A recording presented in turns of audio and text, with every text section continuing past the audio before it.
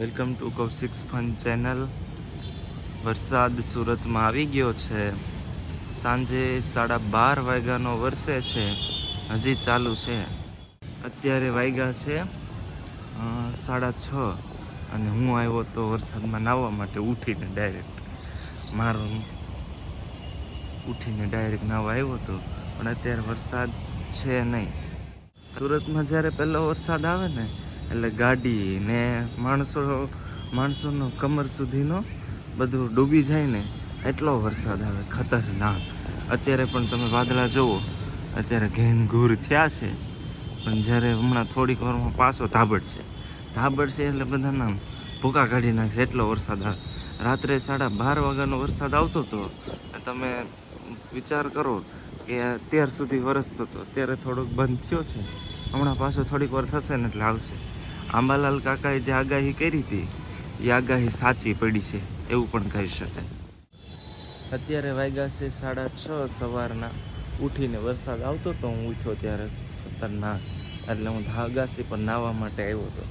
વરસાદ તો અત્યારે ધીમો પડી ગયો છે, થોડીક વારમાં પાછો આવશે।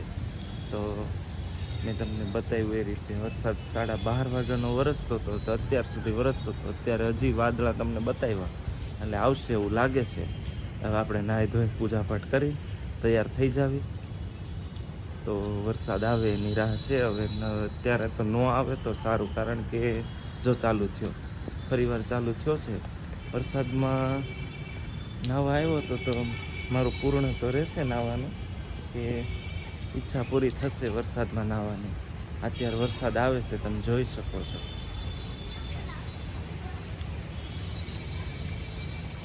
હવે તો વરસાદમાં નાહીએ અને મોજ કરીએ। પહેલો વરસાદ છે એટલે બધાને આનંદ છે, પંખીડા પણ પાછળ ઉડે છે, તમે જોઈ શકો છો। પંખીને પણ થતું હોય છે કે આ માળો આખી રાત વરસ્યો છે, હજી બંધ નથી થતો। વરસાદ આવે છે એટલે મજા આવે છે એને। આટલા થાટામાં હું નાહી ક્યારે રહીશ, એટલે હું નીચે જ જાઉં, બેસ્ટ છે। અને નાહી ધોઈને પૂજાપાઠ કરી પછી જાય ઓફિસ ભેતા થાય એટલે કામ કરતા થાવી।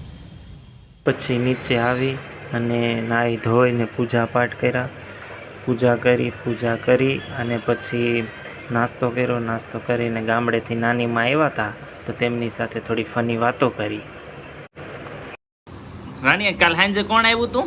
કાલ માગુ લઈને આવ્યા છે 4 જણા, સમજે? હા, 4 જણા માગુ લઈને આવ્યા, 3 બાયું ને 1 ભાઈ। હા, એ સા પાણી પી લીધા, હા, પછી કેમ માગુ લઈને આવ્યા। હા, તો મૂકું પાડો ક્યાં ગામના છે, તો કહારીના ને કાંદીના ને એમ। હા, બેઠું તો 2 છોકરીઓ છે, એક મારે ઘેર દઈ ગયો, એક એને ઘેર દઈ ગયો। તો કોઈ છોકરાને ક્યાં કરવાની છે, તમારે ઘેર બે આપી દીધા।